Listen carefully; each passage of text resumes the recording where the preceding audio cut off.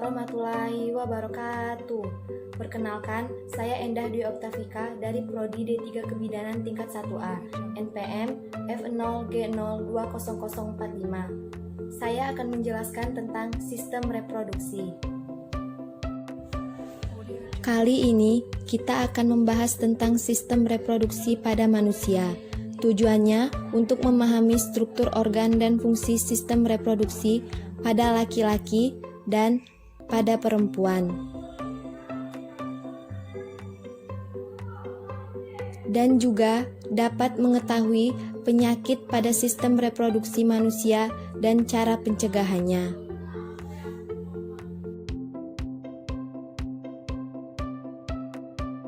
Yang pertama, sistem reproduksi pada laki-laki. Apa saja bagian-bagian dari sistem reproduksi pada laki-laki? Organ-organ penyusun sistem reproduksi pada laki-laki yang pertama adalah vas deferens, berfungsi menghubungkan epididymis dan uretra. Yang kedua, uretra, berfungsi sebagai saluran keluarnya sperma dan urin. Yang ketiga, penis, berfungsi sebagai saluran kencing atau urin dan saluran sperma. Yang keempat, skrotum, berfungsi menjaga suhu testis agar sesuai untuk produksi sperma. Yang kelima, testis, berfungsi untuk memproduksi sperma dan hormon testosteron.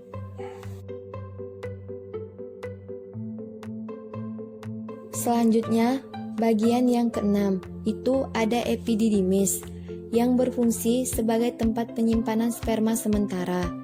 Yang ketujuh, kelenjar Cooper, berfungsi menghasilkan lendir dan cairan bersifat basah. Yang kedelapan, kelenjar prostat, berfungsi menghasilkan cairan bersifat asam. Yang kesembilan, vesicula seminalis, berfungsi menghasilkan zat-zat yang diperlukan untuk perkembangan sperma.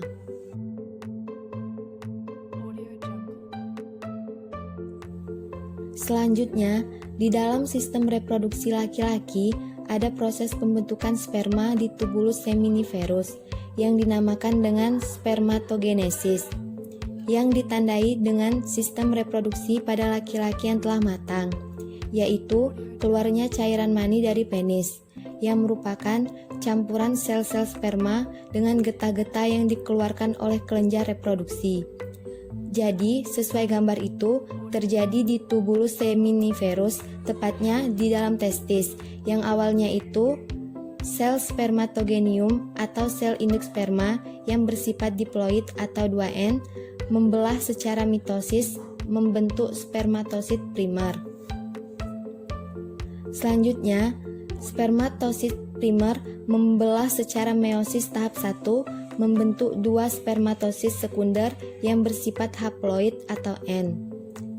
Spermatosit sekunder ini membelah secara meiosis tahap 2, membentuk spermatid yang bersifat haploid atau N. Akhirnya, spermatid ini mengalami perkembangan sehingga terbentuk 4 sel sperma atau spermatozoa yang matang. Jadi, hasilnya 4 sel sperma dan spermatozoa. Untuk sistem reproduksi pada perempuan ada dua bagian, yaitu alat reproduksi luar dan alat reproduksi dalam. Kalau alat reproduksi luar ada bagian vulva dan labium. Sedangkan bagian reproduksi dalam itu ada ovarium dan saluran reproduksi. Kalau saluran reproduksi dibagi lagi menjadi 3, yaitu saluran telur atau tuba falopi, uterus, dan vagina. Berikut ini organ-organ penyusun sistem reproduksi pada perempuan. Berdasarkan di gambar, bagian A itu ovarium, ada dua bagian, yaitu sebelah kiri dan sebelah kanan, berfungsi menghasilkan sel telur atau ovum. Tuba falopi atau oviduct, saluran dengan panjang kurang lebih 10 cm yang menghubungkan ovarium dengan rahim atau uterus. Infundibulum, struktur yang berbentuk seperti corong dan merupakan ujung dari tuba falopi. Uterus atau rahim, tempat berkembangnya janin selama kehamilan. Selanjutnya, endometrium, yaitu lapisan yang membatasi rongga rahim dan meluruh saat menstruasi. Vagina, saluran yang menghubungkan lingkaran luar dengan rahim, saluran mengalirnya darah menstruasi, dan saluran keluarnya bayi. Dan serviks, struktur rahim bagian bawah yang menyempit dan membuka ke arah vagina. Selanjutnya, proses oogenesis pada perempuan, yaitu proses pembentukan ovum di ovarium. Berbeda dengan spermatogenesis yang dimulai ketika anak laki-laki mulai masuk masa pubertas, sedangkan oogenesis dimulai sebelum anak perempuan lahir. Pada saat masa pubertas, sel telur berkembang sempurna atau matang dan dikeluarkan selama siklus reproduksi atau siklus menstruasi. Berdasarkan gambar struktur ovarium, waktu bayi yang baru lahir terdapat foligol primordial. Kemudian foligol primordial yang berukuran kecil tersebut sebagai calon bakal sel telur di dalamnya. Poligol dan bakal sel telur tersebut semakin berkembang menjadi poligol primer, kemudian menjadi poligol sekunder, dan akhirnya menjadi foligol matang. Pada proses pembentukan sel telur atau oogenesis dimulai selama poligol berkembang.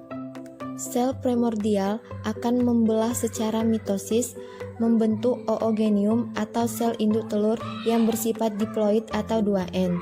Kemudian menjadi oosit primer yang bersifat diploid atau 2N. Selanjutnya, oosit primer tersebut membelah secara meiosis tahap 1, membentuk satu oosit sekunder yang sifatnya haploid atau N, dan satu polosit atau badan polar yang bersifat haploid atau N. Polosit ini kemudian mengalami pembelahan secara meiosis tahap 2, membentuk ootit yang haploid atau N dan satu polosit.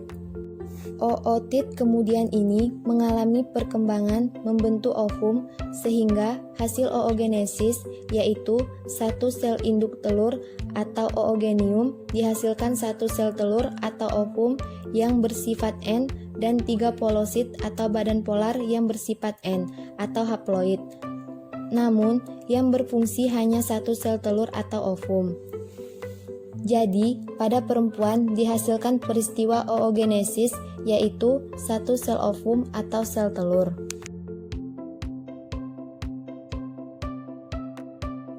Selanjutnya, pada perempuan terjadi siklus menstruasi, yaitu suatu keadaan keluarnya darah, lendir, dan sel-sel epitel yang menyusun dinding rahim.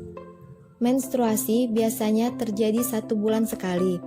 Siklus menstruasi akan terjadi apabila sel telur yang dihasilkan oleh ovarium tidak dibuahi oleh sel sperma. Pada siklus menstruasi ada 3 fase. Yang pertama, fase menstruasi, yaitu hormon FSH memicu berkembangnya folikel dalam ovarium. Pada fase ini, dinding rahim luruh dan seorang perempuan mengalami menstruasi. Yang kedua, fase proliferasi. Folikel menghasilkan hormon estrogen dan hormon progesteron. Hormon estrogen dan progesteron ini akan memicu dinding rahim untuk menebal. Hormon LH terus diproduksi dan meningkat secara mendadak. Peningkatan hormon LH ini akan memicu pengeluaran sel telur dari folikel yang telah matang. Proses ini disebut ovulasi. Yang ketiga, fase sekretori, yaitu sel telur akan berubah menjadi korpus luteum. Jika pada saat itu sel telur tidak dibuahi oleh sperma atau tidak terjadi fertilisasi, maka korpus luteum tidak memproduksi hormon estrogen dan progesteron lagi. Rendahnya hormon estrogen dan progesteron menyebabkan jaringan penyusun dinding rahim rusak dan pembuluh darah yang ada pada dinding rahim pecah, sehingga perempuan akan mengalami menstruasi lagi. Jadi, fase ini akan terus berputar selama ovum tidak dibuahi oleh sel sperma.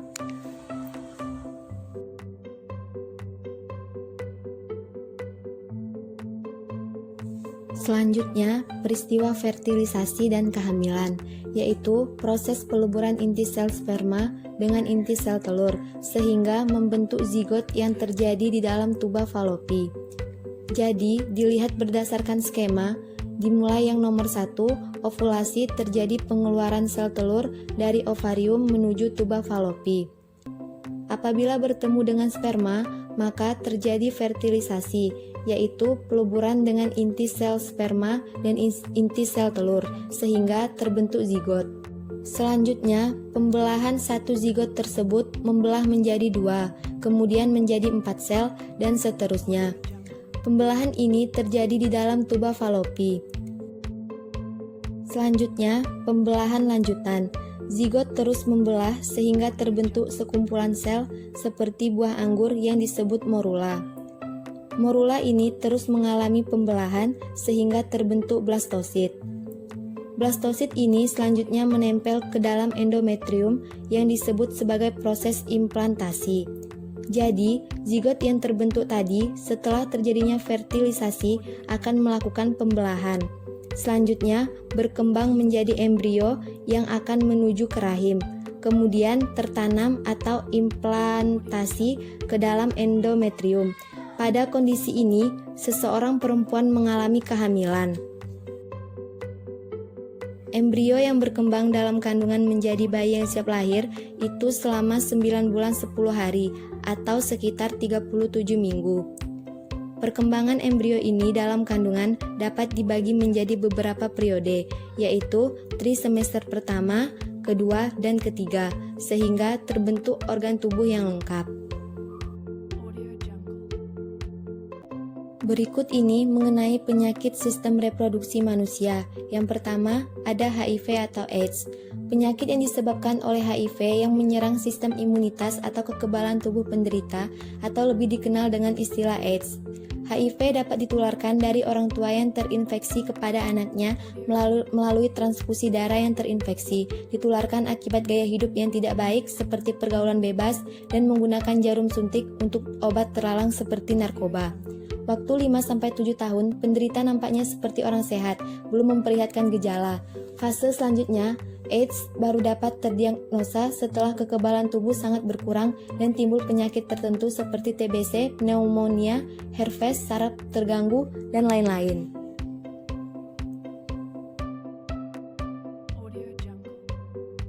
Selanjutnya, penyakit gonore atau GO disebabkan oleh bakteri Neisseria gonorrhoeae. Gejala penyakit ini adalah rasa sakit dan keluar nanah pada saat kencing pada laki-laki, serta keputihan berwarna kuning hijau pada perempuan.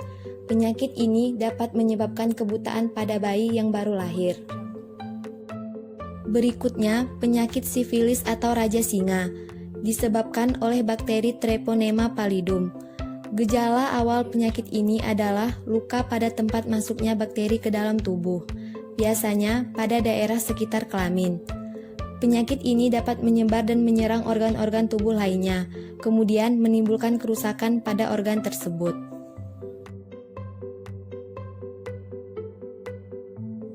Herpes simplex genitalis disebabkan oleh virus herpes simplex tipe 2 yang menyerang kulit di daerah genitalia luar, anus, dan vagina. Gejala penyakit ini berupa gatal-gatal, pedih, dan kemerahan pada kulit di daerah kelamin. Kemudian pada daerah tersebut timbul beberapa lepuh kecil-kecil, dan selanjutnya lepuh menjadi pecah dan menimbulkan luka. Penyakit herpes sulit sekali sembuh dan sering kambuh setelah beberapa bulan atau tahun. Selanjutnya keputihan, penyakit kelamin yang terjadi pada perempuan dengan ciri-ciri terdapat cairan berwarna putih kekuningan atau putih keabu-abuan pada bagian vagina. Cairan tersebut bersifat encer atau kental, berbau tidak sedap, dan dapat menyebabkan rasa gatal pada vagina. Penyakit ini dapat diakibatkan oleh infeksi jamur Candida albicans, bakteri, virus, dan parasit. Penyakit ini dapat terjadi apabila kebersihan bagian vagina dan sekitarnya kurang dijaga dengan baik. Berikutnya, epididymitis. Penyakit ini terjadi pada laki-laki. Epididymitis adalah peradangan pada saluran epididymis yang disebabkan oleh infeksi atau terkena penyakit menular seksual. Penyakit ini ditandai dengan rasa nyeri disertai pembengkakan pada salah satu testis. Salah satu penyebab terjadinya penyakit ini adalah pergaulan bebas. Sekian dan terima kasih. Apabila terdapat banyak kesalahan dan kekurangan, saya mohon maaf. Saya akhiri. Wassalamualaikum warahmatullahi wabarakatuh.